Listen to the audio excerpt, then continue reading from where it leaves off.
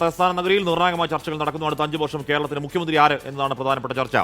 അതിനിടയിൽ വരുന്ന ഒരു 24 ബിഗ് ബ്രേക്കിംഗ്. ബെന്നി ബെഹനാൻ KPCCയുടെ പുതിയ അധ്യക്ഷനാകുമെന്നതാണ്. മന്ത്രി പദവിയിലേക്ക് എത്തുന്ന സണ്ണി ജോസഫ് KPCC അധ്യക്ഷ സ്ഥാനം ഒഴിയും. AICC തീരുമാനം ഉടൻ ഉണ്ടാകുമെന്നാണ് നമുക്ക് ലഭിക്കുന്ന വിവരങ്ങൾ. അലക്സ് റാം മുഹമ്മദ് ആ വാർത്തയോട് വിവരങ്ങൾ വെച്ചിരുന്നു. അലക്സ്, നേരത്തെ അത് കരുതപ്പെട്ടതാണ്, അത്തരത്തിൽ ചില സൂചനകൾ ഉണ്ടായിരുന്നു. എപ്പോഴാകും ആ AICC പ്രഖ്യാപനം ഉണ്ടാവുക അലക്സ്?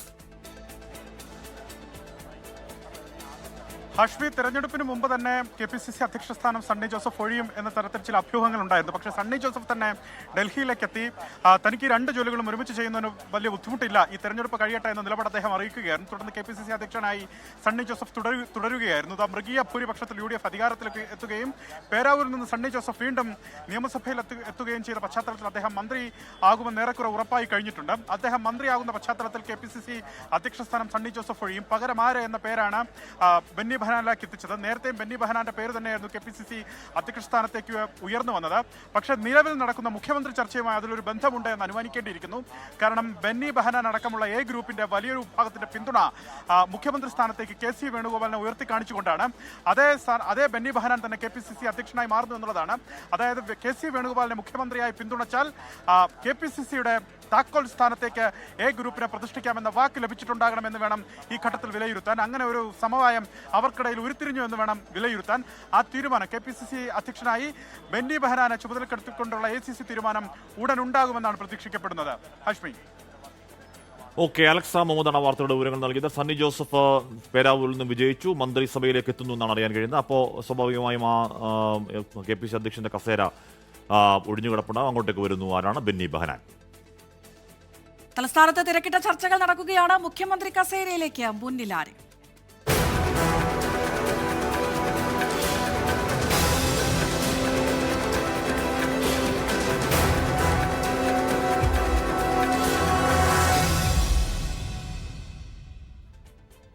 അപ്പോൾ കോൺഗ്രസ് മുഖ്യമന്ത്രി ആയിരുന്നതിൽ തീരുമാനം ഞായറാഴ്ചയാണ്. KPCC ആസ്ഥാനത്ത് ചേരുന്ന നിയുക്ത MLA-മാരുടെ യോഗം മുഖ്യമന്ത്രിയെ നിശ്ചയിക്കാനുള്ള തീരുമാനം AICC അധ്യക്ഷന് വിട്ടു. നിയുക്ത MLA-മാരുമായി AICC നിരീക്ഷകർ വെവ്വേറെ കൂടിക്കാഴ്ച നടത്തുകയാണ്. കൂടിക്കാഴ്ചയ്ക്ക് ശേഷം MLA-മാർ നടത്തിയ പ്രതികരണങ്ങളിലേക്ക് ആദ്യം. എന്തൊക്കെ എനിക്ക് പറയാനുണ്ടോ അതൊക്കെ ഞാൻ ലീഡർഷിപ്പിനെ അറിയിച്ചിട്ടുണ്ട്. അവര് യുക്തമായ തീരുമാനം എടുക്കും. Whatever decision I have to say, I have set my leadership. My leadership will take the decision at the right time. നിരീക്ഷകരെ കണ്ട അഭിപ്രായം പറഞ്ഞിട്ടുണ്ട്. അതെല്ലാം ഞായറാഴ്ച അറിയാം.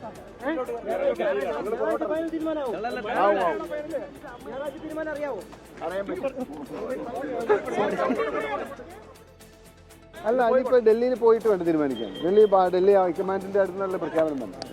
ഓക്കെ, ഞങ്ങളുടെ ഒരു രീതിയില്ലേ, ആ രീതിയുടെ ഒരു പ്രോസസ്സ് മാത്രമായത്. ആ പ്രോസസ്സ് അങ്ങനെ നടക്കട്ടെ. അത് അവിടെ ചെന്ന് അഭിപ്രായം പറയുന്ന ആളുകൾ അതേമാതിരി പുറത്ത് പറയാൻ പറ്റുമോ? അങ്ങനെ ചെയ്യുന്നത് ശരിയല്ലല്ലോ. അതുകൊണ്ട് ഞാൻ നിങ്ങളുടെ എല്ലാ ബഹുമാനം വെച്ചുകൊണ്ട് ഞാൻ ഇതൊന്നും പറയുന്നില്ല എന്നുള്ളത് സന്തോഷപൂർവ്വം അറിയിക്കുന്നു. നല്ല സുഖം. MLA-മാരാണ്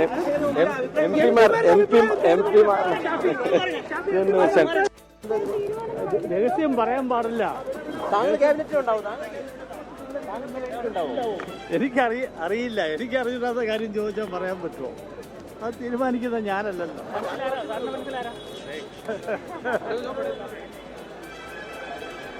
ഓരോരുത്തരായിട്ട് കാണുകയാണ്. എല്ലാവരും അവരവരുടെ, നമ്മൾ ജനാധിപത്യ അതിനെ വിശ്വസിക്കുന്ന ആൾക്കാരല്ലേ. അപ്പോൾ ആ ഒരു ജനാധിപത്യ രീതിയിൽ തന്നെയാണ് അഭിപ്രായം എടുത്തുകൊണ്ടിരിക്കുന്നത്. വളരെ നല്ല രീതിയിൽ ചോദിച്ചുകൊണ്ടിരിക്കുകയാണ്. എല്ലാവരും അവരവരുടെ അഭിപ്രായം പറഞ്ഞിട്ടാണ് വരുന്നത്.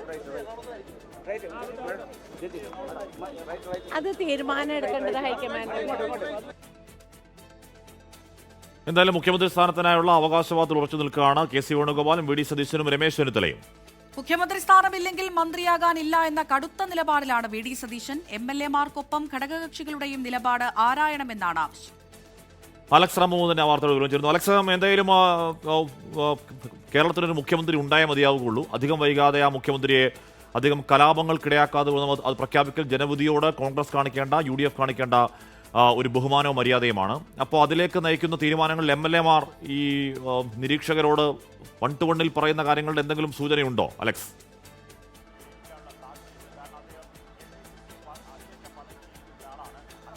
ഹഷ്മി 63 പേരാണ് കോൺഗ്രസ് പാനലിൽ അല്ലെങ്കിൽ കോൺഗ്രസ് ടിക്കറ്റിൽ ജയിച്ചു കയറിയത്. അത് ഇടത് കോട്ടകൾ ഇളക്കി മറിച്ചാണ് പലരും ജയിച്ചു കയറി ഈ KPCC ആസ്ഥാനത്തേക്ക് ഇന്ന് ചേരുന്ന നിയമസഭാ കക്ഷി യോഗത്തിൽ പങ്കെടുക്കാനെത്തിയത്. വെറും നിയമസഭാ കക്ഷി യോഗമല്ല, കോൺഗ്രസിനെ സംബന്ധിച്ച് ഏറ്റവും സുപ്രധാനമായ യോഗമാണ്. അവരുടെ മുഖ്യമന്ത്രിയെ തീരുമാനിക്കാനുള്ള യോഗമാണ്. ഈ തെരഞ്ഞെടുപ്പിനുടനീളം ചർച്ച ചെയ്യപ്പെട്ട 3 പേരുകൾ, ആ 3 പേരുകളിൽ ആരെയാണ് തങ്ങൾ പിന്തുണയ്ക്കുന്നതെന്ന് AICC നിരീക്ഷകരോട് പറയാനുള്ള, ഹൈക്കമാൻഡിനെ അറിയിക്കാനുള്ള നിർണായക യോഗമാണ് KPCC ആസ്ഥാനത്ത് പുരോഗമിക്കുന്നത്. ഒറ്റയ്ക്ക്, അതായത് വെവ്വേറെയായി ഓരോ MLA-മാരും തങ്ങളുടെ അഭിപ്രായം AICC നിരീക്ഷകരെ അറിയിക്കുന്നു എന്നുള്ളതാണ് ഏറ്റവും പ്രധാനപ്പെട്ട കാര്യം. ഇതിൽ KC വേണുഗോപാലാണ് ഇതിൽ MLA-മാരുടെ ബഹുഭൂരിപക്ഷം പിന്തുണ ഉറപ്പാക്കുന്ന നേതാവ് എന്നുള്ളതാണ് പുറത്തുവരുന്ന വിവരങ്ങൾ. ഏറെക്കുറെ 50-നോടടുത്ത് MLA-മാരുടെ പിന്തുണ KC വേണുഗോപാൽ ഉറപ്പാക്കുന്നു. ആ പിന്തുണ KC വേണുഗോപാലിനൊപ്പമാണ് എന്നുള്ളതാണ് സുപ്രധാനമായ കാര്യം. ആ തരത്തിലുള്ള അഭിപ്രായ പ്രകടനങ്ങൾ അവർ അകത്ത് രേഖപ്പെടുത്തുന്നുണ്ടെന്നുള്ളതാണ് മനസ്സിലാക്കുന്നത്.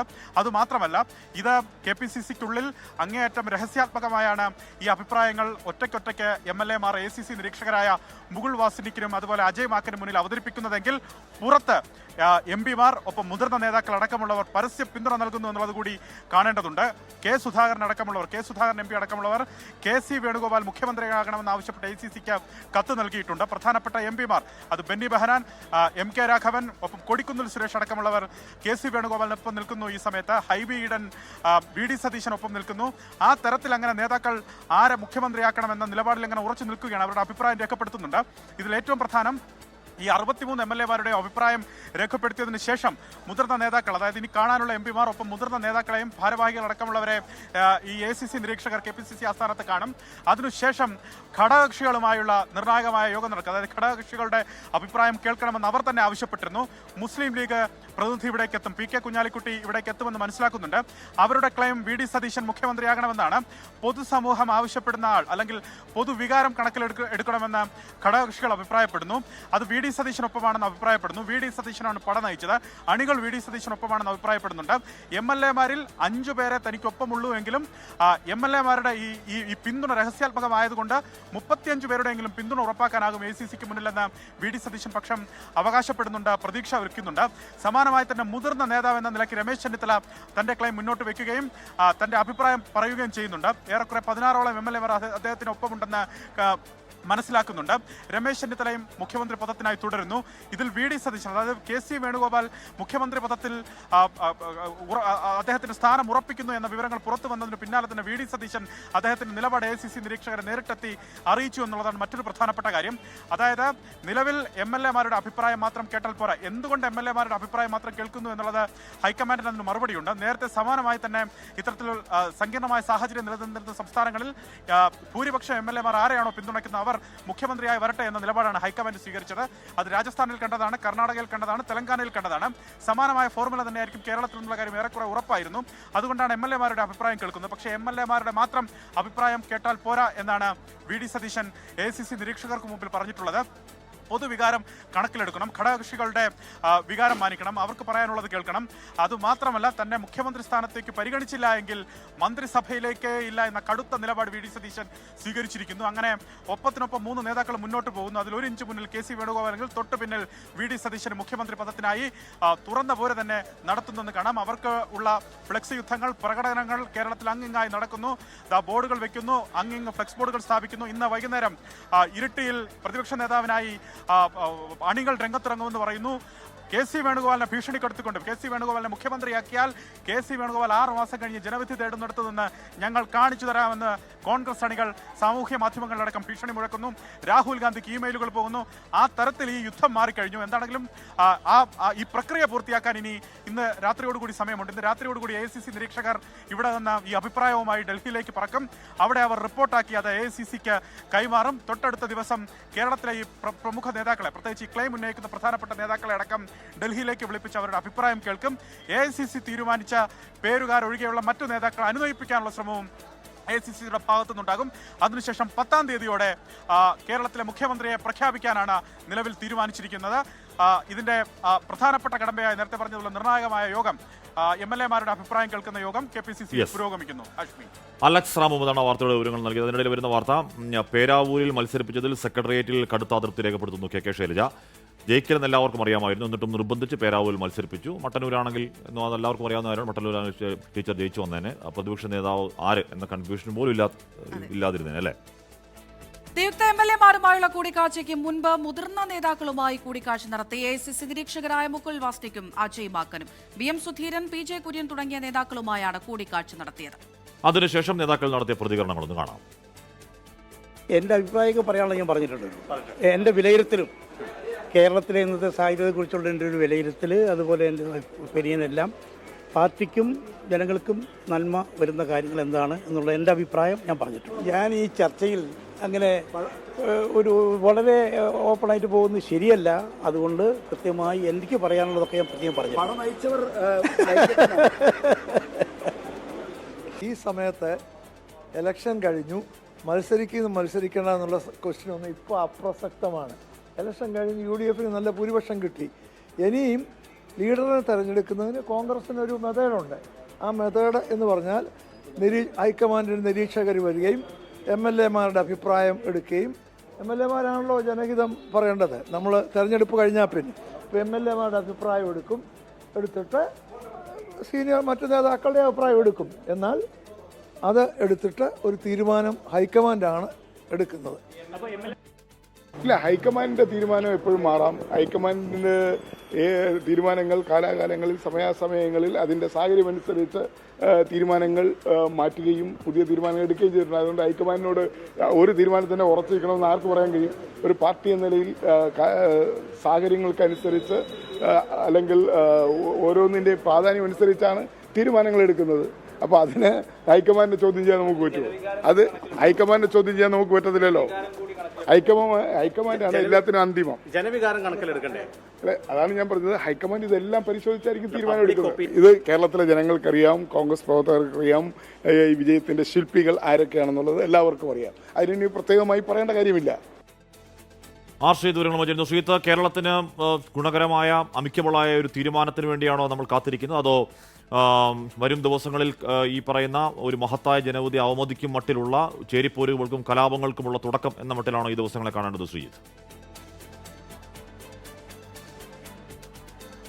ഹാഷ്മി, കോൺഗ്രസിന്റെ ഹൈക്കമാൻഡാണ് മുഖ്യമന്ത്രി സ്ഥാനം സംബന്ധിച്ച തീരുമാനമെടുക്കേണ്ടത്. അത് കേവലം MLA-മാരുടെ പിന്തുണ അല്ലെങ്കിൽ അത് മാത്രമായിരിക്കില്ല. എന്നാൽ MLA-മാരുടെ പിന്തുണ ഒരു അടിസ്ഥാന ഘടകമായി അവിടെ വരികയും ചെയ്യും. അതുകൊണ്ട് തന്നെ 3 നേതാക്കന്മാരിൽ പാർട്ടിയെ മുന്നോട്ട് കൊണ്ടുപോകാനും പാർട്ടിയുടെ താല്പര്യങ്ങൾ സംരക്ഷിക്കുന്നതിനും അവരുടെ നയവും നിലപാടുകളും സംരക്ഷിച്ച് മുന്നോട്ട് പോകാനും കഴിയുന്ന ഒരാളെ ആയിരിക്കും ഹൈക്കമാൻഡ് നിശ്ചയിക്കുക. ഇതര സംസ്ഥാനങ്ങളിലെ പതിവ് നോക്കിയാൽ അത്തരത്തിലുള്ള ഇടപെടലുകൾ ഹൈക്കമാൻഡ് പല ഘട്ടങ്ങളിലും നടത്തിയിട്ടുണ്ട്. അതുകൊണ്ട് തന്നെ MLA-മാരുടെ പിന്തുണ എന്നത് ഒരു അടിസ്ഥാന പ്രമാണമായിരിക്കുമ്പോൾ തന്നെ മറ്റ് ഘടകങ്ങൾ കൂടി മുഖ്യമന്ത്രി നിശ്ചയിക്കുന്നതിൽ വളരെ പ്രസക്തമായി വരും. ഹൈക്കമാൻഡ് കണക്കിലെടുക്കുമെന്ന കാര്യം ഉറപ്പാണ്. എന്തായാലും ഈ സോഷ്യൽ മീഡിയയിലോ അല്ലെങ്കിൽ പുറത്തോ നടക്കുന്ന ചർച്ചകളല്ല, മറിച്ച് പാർട്ടിക്കകത്ത് MLA-മാർ പ്രകടിപ്പിക്കുന്ന അഭിപ്രായം, ഒപ്പം തന്നെ മറ്റു നേതാക്കളുടെ അഭിപ്രായം, ഘടകകക്ഷിയുടെ അഭിപ്രായം, ഇതെല്ലാം കണക്കിലെടുത്തായിരിക്കും കോൺഗ്രസ് തീരുമാനമെടുക്കുക. അത് ഏത് നേതാവിന് അനുകൂലമാണെങ്കിലും അത് കോൺഗ്രസിന്റെ ഒരു ആഭ്യന്തര തീരുമാനമായി തന്നെയായിരിക്കും പുറത്തു വരിക. കാരണം ജനഹിതം അറിഞ്ഞാണ് MLA-മാർ ജയിച്ചു വന്നത്. അതുകൊണ്ട് തന്നെ MLA-മാർ അവരുടെ നേതാവിനെ തിരഞ്ഞെടുക്കുമ്പോൾ MLA-മാരുടെ പിന്തുണയാണ് പ്രധാനപ്പെട്ട ഘടകമെന്ന നിലയിലാണ് കോൺഗ്രസ് നേതാക്കൾ ഇതിനെ വിശദീകരിക്കുന്നത്.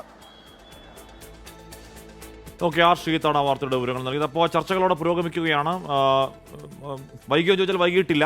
ജനവിധി 3-ാം ദിവസമാണ്. 3-ാം ദിവസം അവരുടെ ഈ പറയുന്ന തിരുവഞ്ചൂർ പറഞ്ഞ ആ മെത്തേഡിൽ കൂടി കാര്യങ്ങൾ മുന്നോട്ടേക്ക് പോവുകയാണ്. ഫൈനൽ തീരുമാനം ഞായറാഴ്ച ഉണ്ടാവുമെന്ന് അറിയുന്നു. എന്താകുമെന്ന് കാത്തിരുന്ന് കാണാം. KC വേണുഗോപാലിനെ മുഖ്യമന്ത്രിയാക്കണമെന്നാവശ്യപ്പെട്ട AICC-ക്ക് കത്ത് നൽകി കെ സുധാകരൻ MP. രാവിലെ AICC നിരീക്ഷകരെ കെ സുധാകരൻ നേരിൽ കണ്ടും ഇക്കാര്യം ആവശ്യപ്പെട്ടു. വി ഡി സതീശൻ മുഖ്യമന്ത്രിയാകുമെന്ന ചോദ്യത്തോട് കേരളത്തിൽ ഒരുപാട് സതീശന്മാരുണ്ടെന്നായിരുന്നു കെ സുധാകരന്റെ പ്രതികരണം.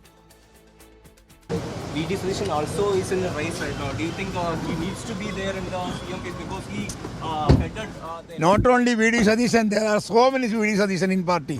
Indian National Congress is a lot of leaders, bulk of leaders. Everywhere we have a very good leadership is there. MP-മാരിൽ ഭൂരിപക്ഷത്തിന്റെയും പിന്തുണ KC വേണുഗോപാലിനാണ്. ശ്രീജിത്ത് തന്നെ വാർത്തകൾ ചേർന്നു. ശ്രീജിത്ത്, MP-മാരുടെ ഭൂരിപക്ഷ പിന്തുണ KC വേണുഗോപാൽ. അതേസമയം മുഖ്യമന്ത്രി സ്ഥാനത്തേക്ക് വരുന്നില്ലെങ്കിൽ ഒരു പദവിയിലേക്കും വരാനില്ല എന്ന സതീഷിന്റെ ഉറച്ച നിലപാട്. കുറച്ച് ബുദ്ധിമുട്ടുമോ ഫൈനൽ തീരുമാനത്തിലേക്ക് എത്താൻ ഹൈക്കമാൻഡ്? ശ്രീജിത്ത്, കാശ്മീർ തീർച്ചയായും ഹൈക്കമാൻഡ് ഒരു അന്തിമ തീരുമാനത്തിലേക്ക് വരാൻ നല്ല ബുദ്ധിമുട്ട് നേരിടുമെന്ന കാര്യം ഉറപ്പാണ്. കാരണം 3 പ്രധാനപ്പെട്ട നേതാക്കൾ, അവർക്ക് 3 പേർക്കും അവരുടേതായ സംഭാവനകൾ പാർട്ടിക്കുള്ളവരാണ്. മാത്രമല്ല അതോടൊപ്പം തന്നെ അവർക്ക് വലിയ പിന്തുണയും പാർട്ടിക്കകത്തുണ്ട്. അപ്പോൾ ആരെ തടഞ്ഞാലും ആരെ ഉയർത്തിയാലും അത് വലിയ തോതിലുള്ള പ്രശ്നങ്ങൾ പാർട്ടിക്കകത്ത് ഉണ്ടാക്കും എന്ന കാര്യം ഹൈക്കമാൻഡിന് ബോധ്യമുണ്ട്.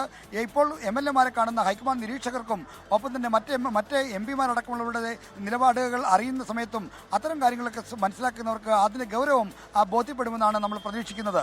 എന്തായാലും MP-മാരിൽ ഭൂരിപക്ഷം പേരും KC വേണുഗോപാലിനെയാണ് പിന്തുണച്ചിരിക്കുന്നത്. KC വേണുഗോപാലിനെ പിന്തുണയ്ക്കുന്ന കെ സുധാകരൻ ഒരു പടി കൂടി കടന്ന് കെ സുധാകരൻ ഒരു കത്തായി തന്നെ നൽകിയിട്ടുണ്ട് തൻ്റെ പിന്തുണ ആർക്കാണെന്ന് അറിയിച്ചുകൊണ്ട്. മാത്രമല്ല പുറത്തിറങ്ങി ഇംഗ്ലീഷ് മാധ്യമങ്ങളോട് പ്രതികരിക്കുമ്പോൾ ഇംഗ്ലീഷ് വാർത്താ ഏജൻസിയോട് പ്രതികരിച്ച കെ സുധാകരനാകട്ടെ സതീശൻ മുഖ്യമന്ത്രിയാകുമെന്ന് ചോദിച്ചതിന് സതീശനല്ല ഒരുപാട് സതീശന്മാർ കേരളത്തിൽ ഉണ്ട്, കോൺഗ്രസിലുണ്ട് എന്ന മറുപടിയാണ് നൽകിയത്. അപ്പോൾ തൻ്റെ പിന്തുണ ആർക്കാണെന്ന് അദ്ദേഹം അർത്ഥശങ്കയ്ക്കിടയില്ലാത്ത വിധം വ്യക്തമാക്കി. നേരത്തെ രമേശ് ചെന്നിത്തലയ്ക്കായിരുന്നു കെ സുധാകരൻ പിന്തുണ, പിന്നീട് പോളിംഗ് കഴിഞ്ഞാണ് അദ്ദേഹം തൻ്റെ നിലപാട് മാറ്റിയത്. ഓക്കെ, ആ സീറ്റാണ് ആ വാർത്തകൾ നൽകിയത്. രണ്ട് നിലപാട് മാറ്റി. ആദ്യം രമേശ് ചെന്നിത്തലയ്ക്ക് അനുകൂലമായിരുന്നു, പിന്നീട് KC-യിലേക്ക് മാറി. പിന്നീട് നമ്മളവിടെ കണ്ടു, നമ്മൾ ഡൽഹിയിൽ മത്സരിക്കണം എന്ന വാശി പിടിച്ച കെ സുധാകരൻ അതിൽ നിന്നുള്ള പിന്മാറ്റം ഒക്കെ കണ്ടതാണ്. ഏറ്റവും ഒടുവിൽ ഹൈക്കമാൻഡ് കത്ത് കൊടുത്തിരിക്കുന്നു. കത്തിൽ പറയുന്നത് KC-യെ മുഖ്യമന്ത്രിയാക്കണം എന്നതാണ്. ജനപിന്തുണയുള്ളയാൾ മുഖ്യമന്ത്രിയാകട്ടെ എന്ന് മുസ്ലിം ലീഗ് സംസ്ഥാന ജനറൽ സെക്രട്ടറി PMA സലാം. ജനവികാരം മറികടന്നാൽ ആത്മഹത്യാപരമായിരിക്കുമെന്നും അദ്ദേഹം പറയുന്നു. മുസ്ലിം ലീഗ് ഇന്ന് കൃത്യമായ നിലപാട് പറയുമെന്നും PMA സലാം വ്യക്തമാക്കി. UDF-ന്റെ ശക്തി എന്ന് പറഞ്ഞ ജനങ്ങളാണ്. പ്രത്യേകിച്ച് ഈ തെരഞ്ഞെടുപ്പിൽ ജനങ്ങൾ UDF-നെ നെഞ്ചേറ്റിയിട്ടുണ്ട്. ആ ജനവികാരം മറികടന്നുകൊണ്ടൊരു തീരുമാനത്തിലേക്ക് പോകാൻ UDF-ന് കഴിയില്ല. കഴിഞ്ഞാൽ അത് ആത്മഹത്യാപരമായിരിക്കും. കോൺഗ്രസ് നേതൃത്വം ഞങ്ങളുമായി ഏതൊക്കെ വിഷയങ്ങളാണ് ചർച്ച ചെയ്യുന്നത് എന്ന് അറിഞ്ഞതിന് ശേഷം ഓരോ വിഷയത്തെ സംബന്ധിച്ചുള്ള ലീഗിൻ്റെ അഭിപ്രായം അവരോട് പറയും. അതാണല്ലോ അതിൻ്റെ മര്യാദ. തീർച്ചയായും ജനങ്ങളോടൊപ്പം നിൽക്കുന്ന, ജനങ്ങൾ വിശ്വസിക്കുന്ന, ജനങ്ങൾ അംഗീകരിക്കുന്ന നേതാവേ മുഖ്യമന്ത്രിയാവൂ. അതിൽ ഒരു സംശയം വേണ്ട. ഒരു ജനവിരുദ്ധനെ മുഖ്യമന്ത്രിയാക്കാൻ UDF-ഓ കോൺഗ്രസോ ലീഗോ ആരെങ്കിലും തയ്യാറാവൂ? അതിനിടെ മുസ്ലിം ലീഗിനെ വിമർശിച്ച് മാത്യു കുഴൽനാടൻ രംഗത്ത് വന്നു. മുസ്ലിം ലീഗിലെ ആഭ്യന്തര കാര്യങ്ങളിൽ കോൺഗ്രസ് ഇടപെടാറില്ല എന്നും അങ്ങോട്ടും ഇങ്ങോട്ടും അങ്ങനെ വേണമെന്നും മാത്യു കുഴൽനാടൻ പ്രതികരിച്ചു. മുസ്ലിം ലീഗിന്റെ നിയമസഭാ കക്ഷി നേതാവ് ഇന്നയാളാകണമെന്ന് കോൺഗ്രസ് പറയൂ? കേരള കോൺഗ്രസിന്റെ നിയമസഭാ കക്ഷി നേതാവ് ഇന്നയാളാകണമെന്നാണ് ഞങ്ങളുടെ താല്പര്യം എന്ന് കോൺഗ്രസ് ആരോടും പറയൂ. ഈ വിജയം എന്ന് പറയുന്നത് ആരും മറക്കരുത്. ഇത് പാർട്ടിയുടെ വിജയമാണ്, ഇത് മുന്നണിയുടെ വിജയമാണ്. ആ വിജയത്തിന്റെ മാറ്റു കുറയ്ക്കുന്ന ഒരു നടപടി ആരുടെ ഭാഗത്തുനിന്നുണ്ടായിരുന്നു? ഇതിന്റെ അകത്തെല്ലാം നമ്മൾ ഫോളോ ചെയ്യുന്ന ഒരു പ്രോട്ടോകോൾ ഉണ്ട്. ആ പ്രോട്ടോകോൾ ആരും ഒരു ലക്ഷ്മണരേഖയുണ്ട്. ആ ലക്ഷ്മണരേഖ ആരും ക്രോസ് ചെയ്യാറില്ല, ക്രോസ് ചെയ്യത്തില്ല. അത് രാഷ്ട്രീയ മര്യാദയാണ് അങ്ങോട്ടും ഇങ്ങോട്ടും കാണിക്കുന്നത്. ഇന്ന് വൈകിട്ട് AICC നിരീക്ഷകർ മുസ്ലിം ലീഗ് നേതാക്കളെ കാണും. വിനേഷ് കുമാർ വരുന്നു. വിനേഷ്, ജനപിന്തുണയാൾ നേതാവാട്ടെ എന്ന് പറയുമ്പോൾ KC-ക്ക് ജനപിന്തുണയുണ്ട്, RC-ക്ക് ജനപിന്തുണയുണ്ട്, VD-ക്കുണ്ട് ജനപിന്തുണ. അതിനപ്പുറം ആരെയാണ് മുഖ്യമന്ത്രിയാക്കണമെന്ന് കൃത്യമായി തന്നെ ലീഗ് നിലപാട് പറയുന്നുണ്ട്. അത് VD-ക്ക് അനുകൂലമാണ് നിലപാട്. അത് ഹൈക്കമാൻഡിനോട് ഏത് ഭാഷയിൽ പറയും എന്നതുകൂടി പ്രധാനമാണ്. വിനേഷ്,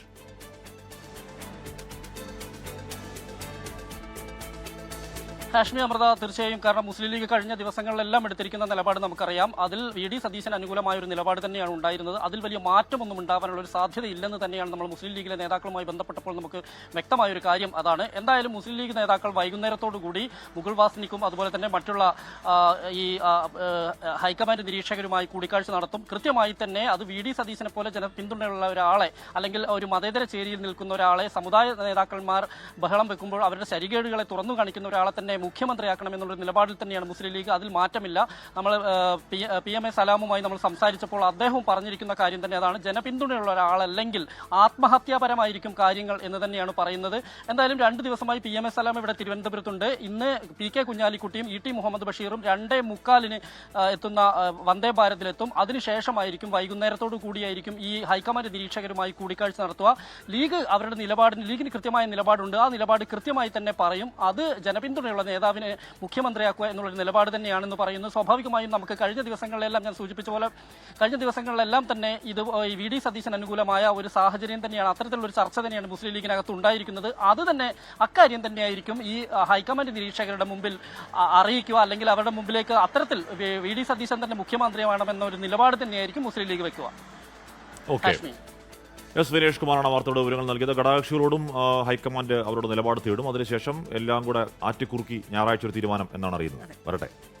കോൺഗ്രസിലെ മുഖ്യമന്ത്രി തർക്കം തുടരുന്നതിനിടെ മുഖ്യമന്ത്രിക്കായുള്ള പ്രചാരണം നിർത്തണമെന്ന് വട്ടിയൂർക്കാവിലെ നിയുക്ത MLA കെ മുരളീധരൻ. നേതാക്കന്മാർക്കായി ഫ്ലക്സ്, പരസ്യം എന്നിവ വ്യാപകമായി സ്ഥാപിക്കുന്നത് മോശമാണെന്നും അദ്ദേഹം പറയുന്നു.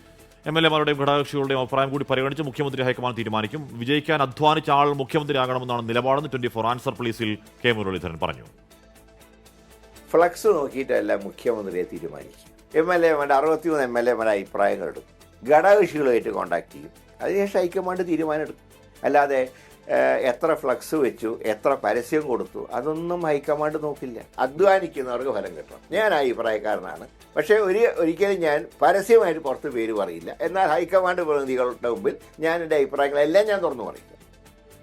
അപ്പോൾ കോൺഗ്രസിലെ മുഖ്യമന്ത്രി ചർച്ചകളുടെ കാര്യം നമ്മൾ കണ്ടു. CPM-ലും ചർച്ചകൾ നടക്കുന്നുണ്ട്. തിരുത്താൻ ഏത് വഴി ആലോചന വേണം എന്നുള്ളതാണ് ആലോചന. കേൾക്കാൻ, തിരുത്താൻ CPIM.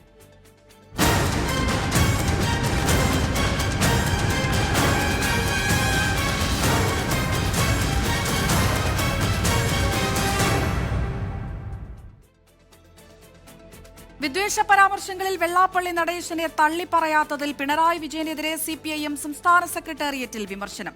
പേരാവൂരിൽ മത്സരിപ്പിച്ചതിൽ സംസ്ഥാന സെക്രട്ടേറിയറ്റിൽ KK ശൈലജ അതൃപ്തി രേഖപ്പെടുത്തി. പാർട്ടിയിൽ തിരുത്തൽ വേണമെന്നും താഴെത്തട്ടിൽ നിന്നുള്ള പരിശോധന വേണമെന്നും സെക്രട്ടേറിയറ്റിലെ KN ബാലഗോപാലും P രാജീവും M സ്വരാജും യോഗത്തിൽ നിർദ്ദേശം നൽകി. തെരഞ്ഞെടുപ്പിലേറ്റ കനത്ത പരാജയത്തിൽ പാർട്ടി അംഗങ്ങൾക്ക് തുറന്നടിച്ച് അഭിപ്രായം പറയാൻ അവസരമൊരുക്കുമെന്ന് CPM general secretary MA baby പ്രതികരിച്ചു. അസാധാരണമായ ഒരു തിരിച്ചടിയാണ് ഉണ്ടായിരിക്കുന്നത്.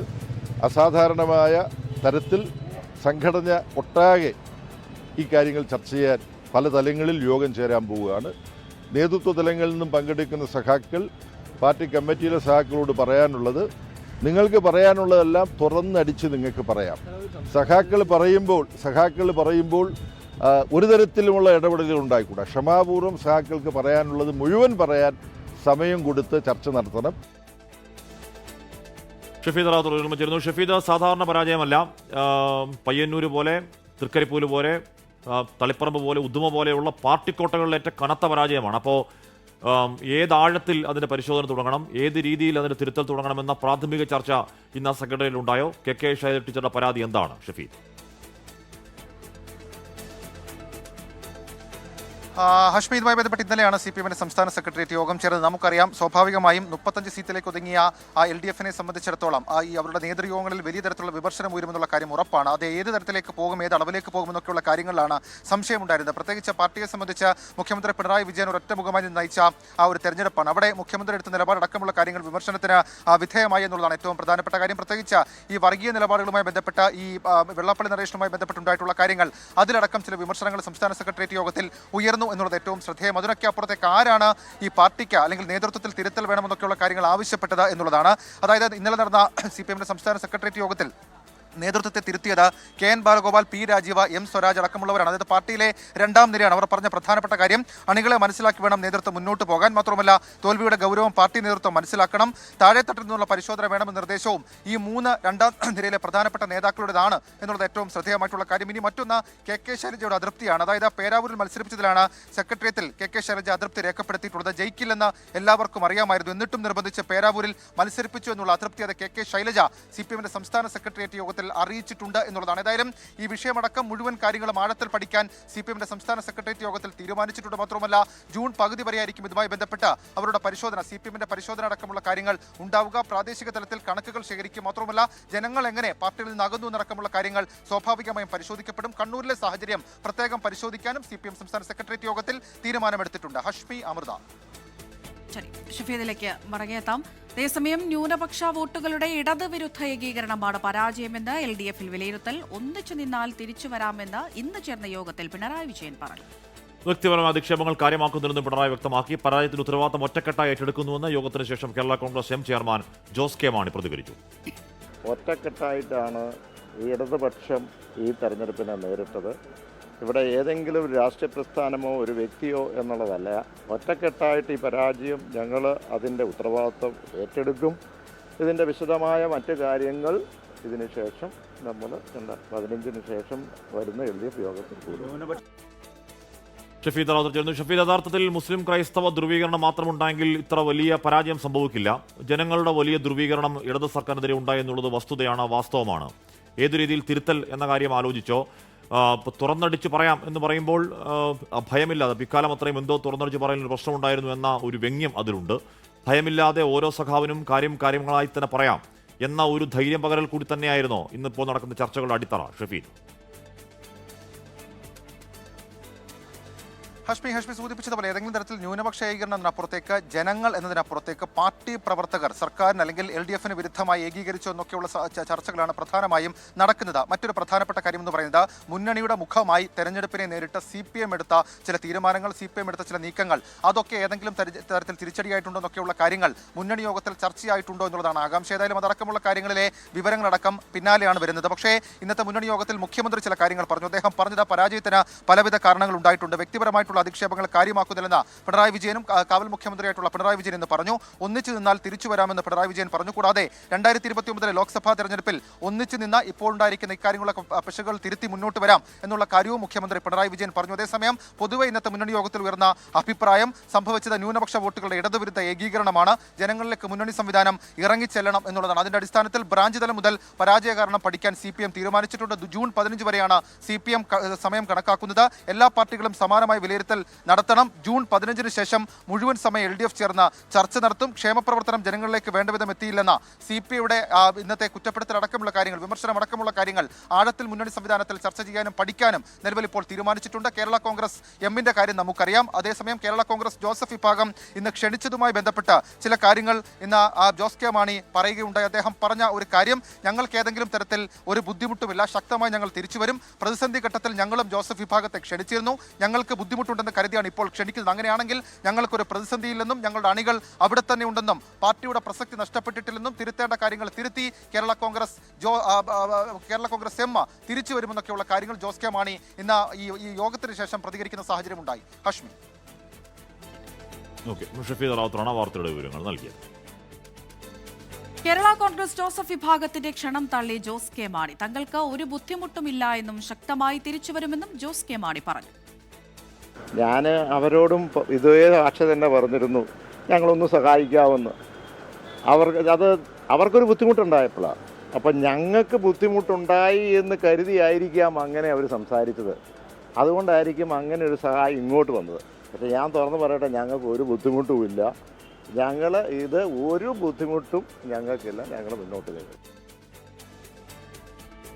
സർക്കാർ വേണ്ടത് തമിഴ്നാട്ടിലും നാടകീയതകൾ തുടരുകയാണ്. അവകാശവാദം ഉന്നയിച്ച് തുടർച്ചയായ 2ാം ദിവസവും TVK അധ്യക്ഷൻ വിജയ് ഗവർണറെ കണ്ടു. എന്നാൽ കേവല ഭൂരിപക്ഷം ഉറപ്പാക്കണമെന്ന നിലപാടിൽ ഉറച്ചു നിൽക്കുകയാണ് ഗവർണർ. അതിനിടെ ഇടതു പാർട്ടികൾ MK സ്റ്റാലിൻ അടക്കമുള്ള DMK നേതാക്കളുമായി കൂടിക്കാഴ്ച നടത്തുകയാണ്. മനേഷ് മൂർത്തി വിവരങ്ങൾ ചേർന്നു. മനേഷ്, സർക്കാർ രൂപീകരിക്കുക, പിന്നെ സത്യപ്രതിജ്ഞയ്ക്ക് ശേഷം ഈ പറയുന്ന ഭൂരിപക്ഷം തെളിയിക്കുക എന്ന പതിവ് രീതിക്ക് എന്തുകൊണ്ടാണ് ഗവർണർ അവിടെ എതിര് നിൽക്കുന്നത്? TVKയുടെ നീക്കങ്ങൾ എന്തൊക്കെയാണ് മനേഷ്? ഹാഷ്മി, അമൃത, സുപ്രീം കോടതി വിധി, അതാണ് ഗവർണർ പറയുന്ന ഏറ്റവും പ്രധാനപ്പെട്ട ഒരു കാര്യമെന്ന് പറയുന്നത്. സുപ്രീം കോടതി വിധിയുണ്ട് കൃത്യമായി, അതായത് കേവല ഭൂരിപക്ഷം ഇല്ലാതെ സത്യപ്രതിജ്ഞ ചെയ്യേണ്ടതില്ല എന്നുള്ളൊരു സുപ്രീം കോടതി വിധിയാണ് എപ്പോഴും ഗവർണർ, ഇന്നലെ മുതൽ തന്നെ ഗവർണർ പറഞ്ഞുകൊണ്ടിരിക്കുന്ന ഏറ്റവും പ്രധാനപ്പെട്ട ഒരു കാര്യം അതുതന്നെയാണ്. എന്തായാലും ഇന്നിപ്പോൾ പോകുമ്പോഴും 113 സീറ്റുകളുടെ ഭൂരിപക്ഷം അല്ലെങ്കിൽ 113 സീറ്റുകളാണുള്ളതെന്ന് പറയുമ്പോൾ ഗവർണർ തിരിച്ച് വിജയോട് ചോദിച്ചൊരു കാര്യം, എങ്ങനെയാണ് 113 സീറ്റുകൾ കൊണ്ടൊരു ഭരണം അല്ലെങ്കിൽ ഒരു സർക്കാർ രൂപീകരിക്കാൻ കഴിയുക എന്നൊരു ചോദ്യമാണ് തിരിച്ച് ചോദിച്ചത്. എന്തായാലും അതിനുശേഷം ഇപ്പോൾ പട്ടണപ്പാക്കത്തെ വിജയുടെ വസതിയിൽ ഫ്ളാറ്റിൽ യോഗം ചേരുന്നുണ്ട്. അത് ലീഗൽ ടീമുമായിട്ടുള്ള യോഗം ചേരുന്നുണ്ട്. മാത്രമല്ല മുതിർന്ന TVKയുടെ നേതാക്കൾ എല്ലാവരും തന്നെ അവിടെയുണ്ട്. N. ആനന്ദ്, ആദവ് അർജുന തുടങ്ങിയ നേതാക്കൾ എല്ലാവരും തന്നെ അവിടെയുണ്ട്. ആ തരത്തിലൊരു യോഗം അവിടെ പുരോഗമിക്കുന്നുണ്ട്. സുപ്രീം കോടതിയിലേക്ക് പോകുന്നത് ഉൾപ്പെടെയുള്ള കാര്യങ്ങൾ ചർച്ചയാവുന്നു എന്നുള്ളതാണ് നമുക്ക് ലഭിക്കുന്ന വിവരങ്ങൾ. എന്തായാലും മറ്റൊരു ഭാഗത്ത് DMKയുടെ ഭാഗത്തു നിന്നും ഒരു മൂവ്മെന്റ് ഉണ്ടാകുന്നു എന്നുള്ളതാണ് നമുക്ക് മനസ്സിലാക്കാൻ സാധിക്കുന്നത്. ഇന്ന് രാവിലെ സ്റ്റാലിൻ്റെതായി പുറത്തു വന്ന ഒരു അഭിമുഖത്തിൽ പറയുന്നത് TVK ഭരണം അല്ലെങ്കിൽ TVK സർക്കാർ രൂപീകരിക്കട്ടെ, 6 മാസം ഞങ്ങൾ സർക്കാരിൻ്റെ പ്രവർത്തനങ്ങൾ വിലയിരുത്തും, ആ രീതിയിലുള്ള യാതൊരു തരത്തിലുള്ള ബുദ്ധിമുട്ടുകളും സർക്കാരിന് ഉണ്ടാക്കില്ല തുടങ്ങിയ കാര്യങ്ങളെല്ലാം തന്നെ MK സ്റ്റാലിൻ പറഞ്ഞിരുന്നത്. തൊട്ടു പിന്നാലെ CPIയും അതുപോലെ തന്നെ VCKയും മക്കൾ നീതി മയ്യവും ഒക്കെ വിജയ്ക്ക് പിന്തുണ പ്രഖ്യാപിച്ചുകൊണ്ട് അല്ലെങ്കിൽ ഗവർണർക്കെതിരായുള്ള ആരോപണങ്ങളുമായി രംഗത്തെത്തുകയും ചെയ്തിരുന്നു. എന്തായാലും അതിനുശേഷമാണ് ഇപ്പോൾ DMKയുമായി, പ്രത്യേകിച്ചും DMK അധ്യക്ഷൻ MK സ്റ്റാലിൻ, അതുപോലെ കനിമൊഴി, ഉദയനിധി സ്റ്റാലിൻ, A. രാജ തുടങ്ങിയ നേതാക്കളുമായി CPIഎമ്മിൻ്റെയും CPIയുടെയും VCKയുടെയും പ്രതിനിധികൾ ചർച്ചകൾ നടത്തുന്നുണ്ട്. ഒരുപക്ഷെ ഇന്നും നാളെ ഇപ്പോൾ CPIയുടെയും CPIഎമ്മിൻ്റെയും യോഗങ്ങളും ചേരുന്നുണ്ട്, നേതൃയോഗങ്ങൾ ചേരുന്നുണ്ട്. ഒരുപക്ഷെ നാളത്തോടു കൂടി കാര്യങ്ങളിലെല്ലാം ഒരു തീരുമാനം ഉണ്ടാകും നടക്കുമെന്നുള്ളതാണ് നമുക്ക് മനസ്സിലാക്കാൻ സാധിക്കുന്ന ഏറ്റവും പ്രധാനപ്പെട്ട കാര്യം. ഈ 3 പാർട്ടികൾ പുറത്തുനിന്ന് പിന്തുണച്ചാൽ TVKയ്ക്ക് കൃത്യമായി തന്നെ സർക്കാർ രൂപീകരിക്കാൻ കഴിയും. നിലവിൽ 113 സീറ്റുകളുടെ പിന്തുണയുണ്ട്.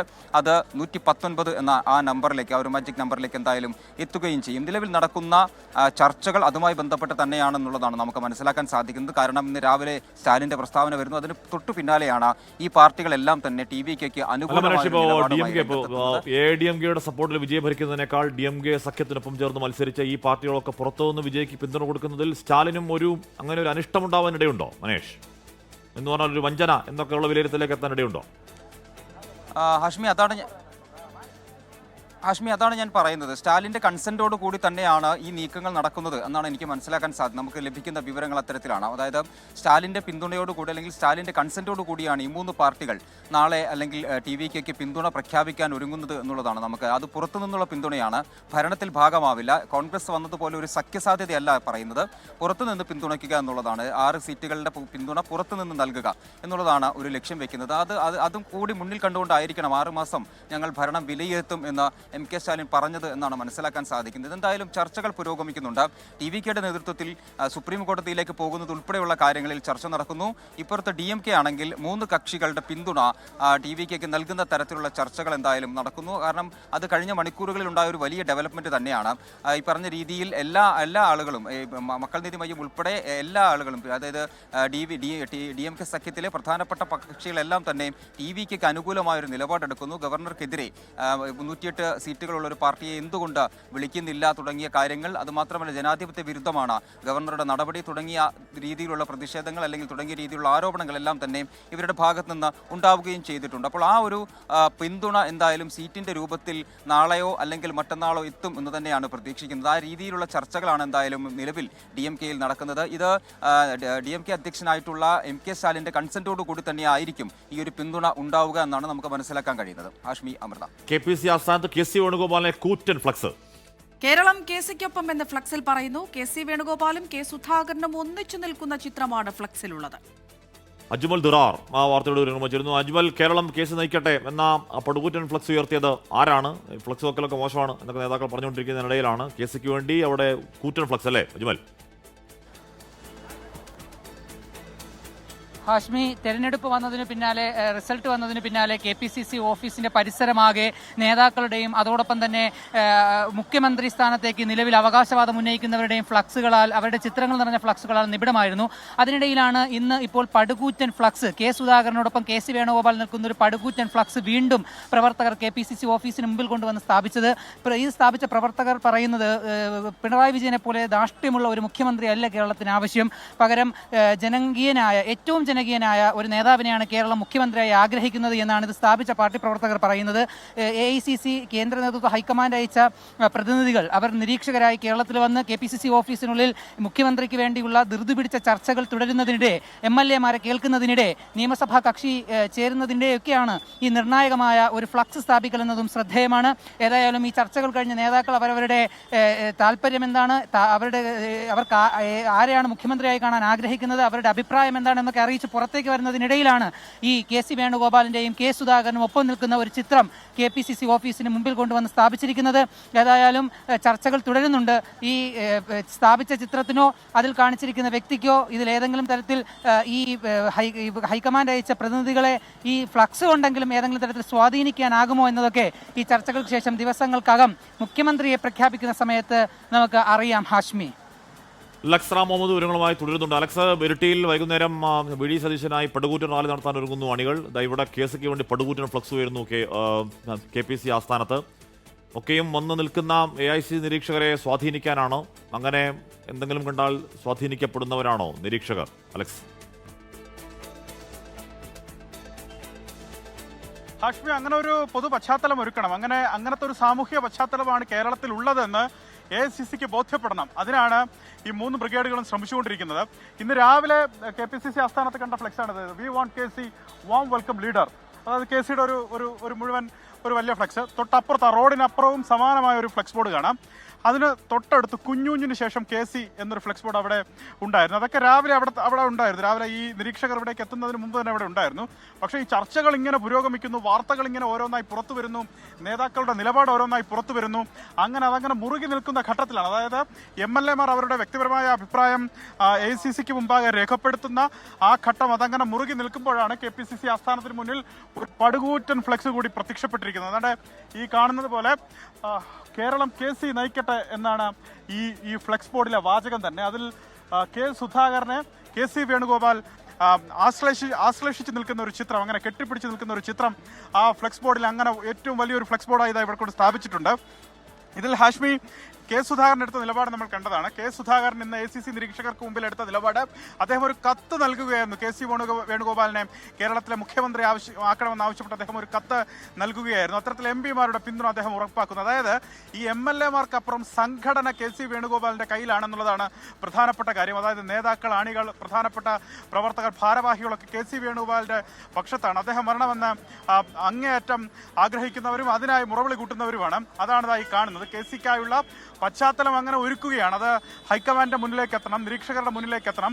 ഈ MLA-മാരുടെ പിന്തുണ അല്ലാതെ, അതായത് അകത്ത് പറയുന്ന തല എണ്ണി എടുക്കുന്ന MLA-മാർ മാത്രമല്ലാതെ പുറത്ത് തനിക്ക് വലിയ പിന്തുണയുണ്ട്, അണികളുടെ പിന്തുണയുണ്ട്. അങ്ങനെ ഒരു സാമൂഹ്യ പശ്ചാത്തലം, രാഷ്ട്രീയ പശ്ചാത്തലം അവിടെ ഉണ്ട് എന്ന് പറയാതെ പറയുകയാണ് ഈ ഫ്ലെക്സ് ബോർഡുകളെല്ലാം. ഇന്നതാ VD സതീശനെ വൈകിട്ട് ഇരിട്ടിയിൽ വലിയ പ്രകടനം നടക്കുന്നുണ്ട്. ഇതിന്റെ അപകടം മണത്തത് കൊണ്ട് തന്നെയാണ് VD സതീശൻ ക്യാമ്പും ഈ ഘട്ടത്തിൽ ഉണർന്നു പ്രവർത്തിക്കുന്നത്. ഇന്നലെ പറവൂരിൽ VD സതീശൻ റോഡ് ഷോ നടത്തിയിരുന്നു, തന്റെ ശക്തി പ്രകടനം എന്നോണം റോഡ് ഷോ നടത്തിയിരുന്നു. അതിനുശേഷം VD സതീശനായി വ്യാപകമായി സോഷ്യൽ മീഡിയയിൽ അണികൾ ഇറങ്ങിയിട്ടുണ്ട്. We need VD Kerala CM എന്നാണ് അവർ പറയുന്നത്. അത് മാത്രമല്ല KC ഇനി മുഖ്യമന്ത്രിയാക്കി KC ഇനി മത്സരിച്ചാൽ 6 മാസം കഴിഞ്ഞ് സ്വാഭാവികമായി മത്സരിക്കേണ്ടി വരും.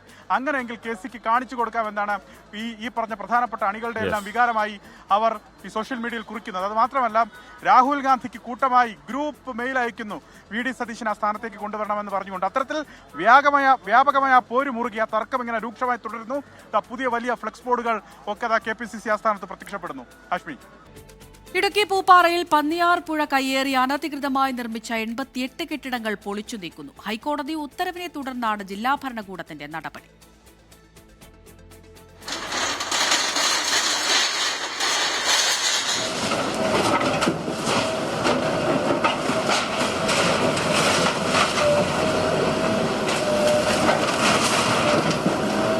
പന്നിയാർപ്പുഴ കയ്യേറി ഇരുകരകളിലുമായി 56 പേരുടെ ഉടമസ്ഥതയിൽ 88 കെട്ടിടങ്ങളാണ് അനധികൃതമായി നിർമ്മിച്ചത്. 2023 ഈ കെട്ടിടങ്ങൾ സർക്കാർ ഏറ്റെടുത്ത് പൊളിച്ചു നീക്കണമെന്ന് ഹൈക്കോടതി ഉത്തരവിട്ടു. 2 ദേവാലയങ്ങളും 29 വീടുകളും ഉൾപ്പെടെ പൂർണ്ണമായും പൊളിച്ചു നീക്കും. അർഹരായ 12 പേർക്ക് പുനരധിവാസവും ഉറപ്പാക്കും. കഴിഞ്ഞ വർഷം കൂട്ടാറിൽ പുഴയോരത്ത് ഇതുപോലെ അനധികൃത കെട്ടിടങ്ങൾ ഉള്ളതുകൊണ്ട് തന്നെ വെള്ളത്തിന് ഒഴുകിപ്പോവാൻ പറ്റാത്ത സമയത്ത് വാഹനങ്ങൾ വരെ ഒഴുക്കിക്കൊണ്ടുപോയിട്ടുണ്ട്. അപ്പോൾ ഇത് ജനങ്ങളുടെ ജീവനും സ്വത്തിനും വളരെ ഭീഷണിയാണ് ഇത്തരം പ്രത്യേകിച്ച് ഈ പുഴയോരത്തുള്ള നിർമ്മിതികളൊക്കെ. അപ്പോൾ അതുകൊണ്ട് ആ ഒരു ദുരന്ത സാധ്യത മുന്നിൽ കണ്ട് ഈ നടപടി സ്വീകരിക്കേണ്ടതും വളരെ അത്യാവശ്യമാണ്. കയ്യേറ്റത്തിന് പ്രാദേശിക ഭരണകൂടത്തിന്റെ സഹായം ലഭ്യമായിട്ടുണ്ടോ എന്ന് പരിശോധിക്കും. വീഴ്ച കണ്ടെത്തിയാൽ അവർക്കെതിരെ നടപടി. ദേവാലയങ്ങൾ പൊളിച്ചു നീക്കുന്നതിനിടെ നേരിയ പ്രതിഷേധമുണ്ടായി.